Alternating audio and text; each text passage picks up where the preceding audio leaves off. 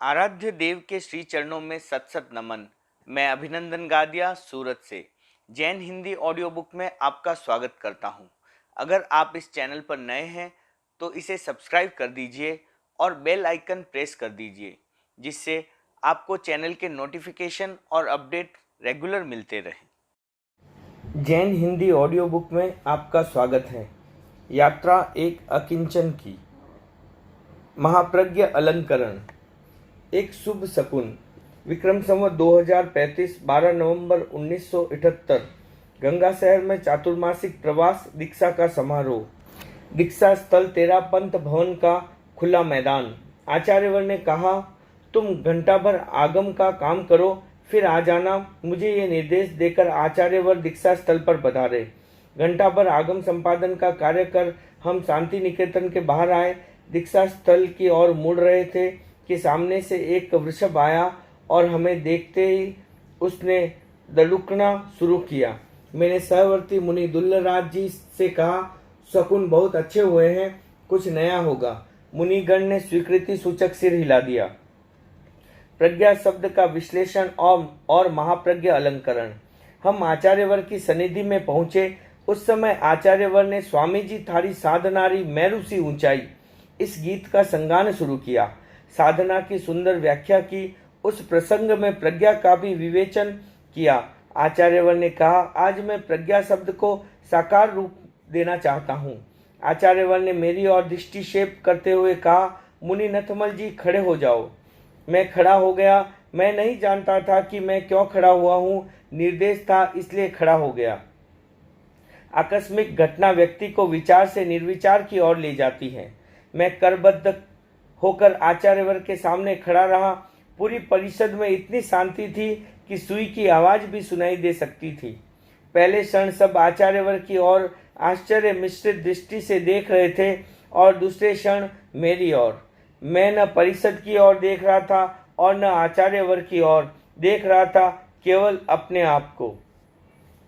आश्चर्य और उत्सुकता के क्षणों में आचार्यवर ने कहा, जैन परंपरा में प्रज्ञा शब्द का बहुत महत्व है। इस शब्द का प्रयोग तीर्थंकरों, गणधरों और मेधावी आचार्यों के लिए हुआ है।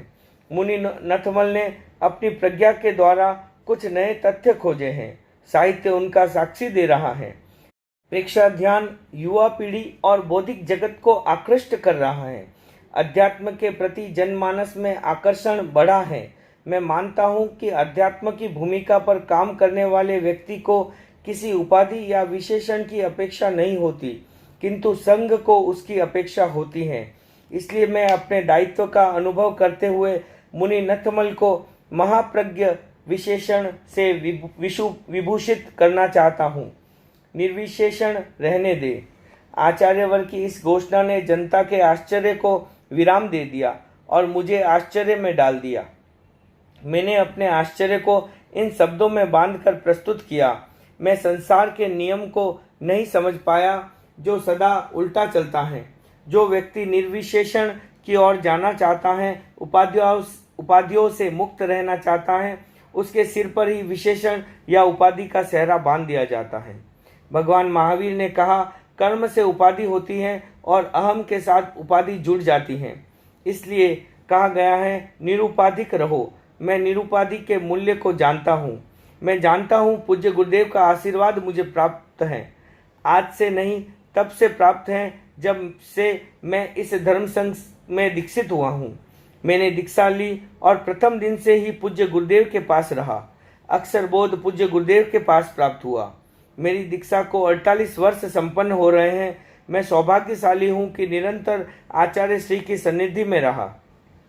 ऐसा योग बहुत कम व्यक्ति को मिलता है। निकटता भी इतनी सदी हुई है कि न तो आचार्यवर भेद का अनुभव करते हैं और न मैं भेद का अनुभव करता हूँ। परस्पर अभिन्नता की अनुभूति है। प्रज्ञा का बहुत महत्व है, जिससे सत्य का साक्षात्कार होता है। उसका नाम है प्रज्ञा। यह पातंजल योग की परिभाषा है। धर्म की समीक्षा प्रज्ञा से ही की जा सकती है, तर्क से नहीं। इंद्रिय चेतना, मानस चेतना और बुद्धि चेतना के स्तर नीचे रह जाते हैं। प्रज्ञा का स्तर इन सबसे ऊंचा है। आगम का यह वाक्य बहुत महत्वपूर्ण है। पन्ना समीक्षाय धम्मम मेरे मन का एक स्वप्न था, बहुत पुराना स्वप्न। मैंने एक बार आचार्यवर से प्रार्थना की थी। अभी मैं संघ सेवा में लगा हुआ हूँ। 45 वर्ष की अवस्था में मैं इस कार्य से मुक्त होकर केवल प्रज्ञा की साधना करना चाहता हूँ। हम सब परोक्ष ज्ञानी ही रहें, शास्त्र वाक्यों को दोहराते रहें, यह मुझे इष्ट नहीं है।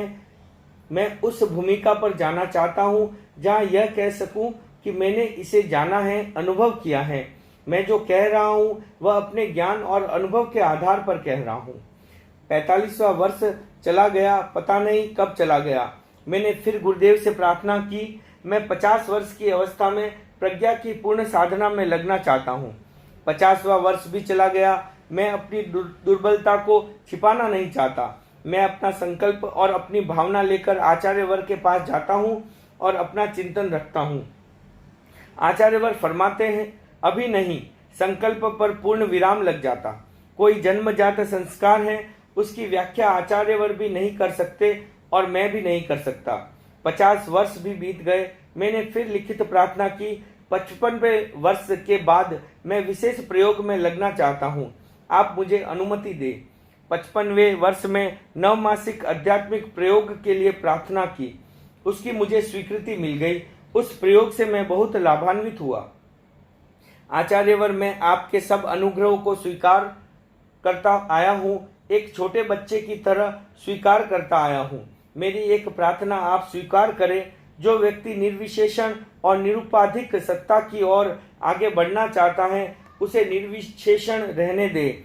आप मेरी प्रज्ञा को बढ़ाएं। आचार्यवर ने मेरी प्रार्थना का उत्तर इन शब्दों में दिया, मैं आज बहुत प्रसन्न हूँ। मैं केवल व्यक्ति नहीं हूँ, संघ का नायक हूँ। मुनि नथमल जी ने संघ की जो सेवा की है, उसके अंकन का यह प्रारंभ मात्र है। इन्होंने संघ की आंतरिक सेवा की है, उसका मूल्यांकन करना मेरा कर्तव्य है। अभिवादन प्रज्ञा का। कार्तिक शुक्ला चतुर्दशी का दिन महाप्रज्ञ अलंकरण के अभिवादन का कार्यक्रम प्रवचन के समय शांति निकेतन में रखा गया। जैसे जैसे घड़ी की सुई आगे बढ़ती गई, अभिवादन का क्रम आगे बढ़ता गया। उस समय साधुओं, साध्वियों और श्रावक समाज में जो उल्लास का वातावरण देखा तो लग रहा था कि प्रज्ञा के विकास का आधार पुष्ट बन रहा है। शुभकरण जी दसानी के उदात्त भाव सामने आए। तब मैंने आचार्यवर की आकृति में पुलकन का भाव पढ़ा। मैंने अभिवंदना के उत्तर में संक्षिप्त वक्तव्य दिया। उसके कुछ अंश इस प्रकार हैं। रथ यात्रा निकल रही थी, लोग अष्टांग दंडवत कर रहे थे। सड़क पर नारों से अष्टांग वंदनाएं हो रही थी। जो रथ था, जिसमें मूर्ति थी, उसने सोचा मैं देवता हूँ और सब लोग मुझे वंदना कर रहे हैं। लोग पथ पर लेट रहे थे, वंदना कर रहे थे, गिर रहे थे, तो पथ ने सोचा मैं देवता हूँ, लोग मुझे वंदना कर रहे हैं। और जो भीतर मूर्ति थी, वह सोच रही थी कि लोग मुझे वंदना कर रहे हैं। सबसे ऊपर बैठा अंतर्यामी हंस रहा था। अभिवंदना हो रही थी। कोई कुछ कह रहा था, कोई कुछ कह रहा था। शायद यह स्टेज का पत्थर सोचता होगा कि मेरी अभिवंदना हो रही है। यह कंबल सोचता होगा कि मेरी अभिवंदना हो रही है। ये कपड़े सोचते होंगे कि हमारी अभिवंदना हो रही है। और अंतर्यामी पूज्य गुरुदेव ऊपर मंच पर बैठा बैठा हंस रहा है। किसकी अभिवंदना? एक शिष्य गुरु के पास आया और बोला, गुरुदेव, जीवन की एक प्रबलतम आकांक्षा है। गुरु ने पूछा, क्या आकांक्षा है? शिष्य ने कहा कि सत्य की उपलब्धि के सिवा मेरे जीवन की और कोई आकांक्षा नहीं है। मैं सत्य की उपलब्धि करना चाहता हूँ, केवल सत्य को उपलब्ध होना चाहता हूँ। गुरु ने पूछा कि कोलकाता में चावल के भाव क्या हैं? शिष्य ने कहा, गुरुदेव, मैंने कोलकाता छोड़ दिया है, अब मुझे चावल के भाव से कुछ भी लेना देना नहीं है। गुरु ने कहा, जाओ तुम साधना करो, सत्य तुम्हें अवश्य उपलब्ध होगा। शिष्य ने कहा, कैसे उपलब्ध होगा? गुरु ने कहा, जो अतीत को छोड़ देता है वह सत्य को अवश्य उपलब्ध हो जाता है। अतीत को विस्मृत कर देना सत्य के लिए बहुत जरूरी है, किंतु अतीत को पकड़ इतनी मजबूत होती है कि छोड़ने पर भी कभी कभी फिर से बांध लेती है। जिस अतीत को मैं भुलाना चाहता हूँ, उस अतीत को ही मेरे सामने उपस्थित कर दिया गया। सारी बचपन की स्मृतियाँ ताजा हो गई। तब भगवान जागता है। मुझे एक घटना याद आ रही है। द्वितीय महायुद्ध चल रहा था। लंदन की एक महिला रात को प्रार्थना करके सो जाती और निश्चिंत नींद लेती। पड़ोसी कहते, हम लोग तो जागते हैं, डरते हैं, तुम निश्चिंत सो जाती हो। महिला कहती, मुझे तो कोई चिंता नहीं। लोगों ने पूछा, चिंता क्यों नहीं, क्या रहस्य है इसका? महिला ने कहा, जब सोती हूँ तब भगवान से प्रार्थना करके सोती हूँ कि हे प्रभु मेरी रक्षा करना। जब मैं सोती हूँ तब भगवान जागता है। दोनों के जागने की क्या जरूरत है? वह भी जागे और मैं भी जागूं, इसकी क्या जरूरत है? सचमुच मेरा भी बचपन का जीवन ऐसे ही बीता। मैंने सोचा, पूज्य कालूगणी और मुनि तुलसी चिंता करने वाले हैं तो ये भार मैं क्यों ढोऊं। निश्चिंत जीवन, भला जिसके लिए परमात्मा स्वयं जागता हो तो दोनों को कभी एक साथ जागने की जरूरत नहीं। लोग समझते हैं कि मैं भोला था, सीधा था, बच्चा था।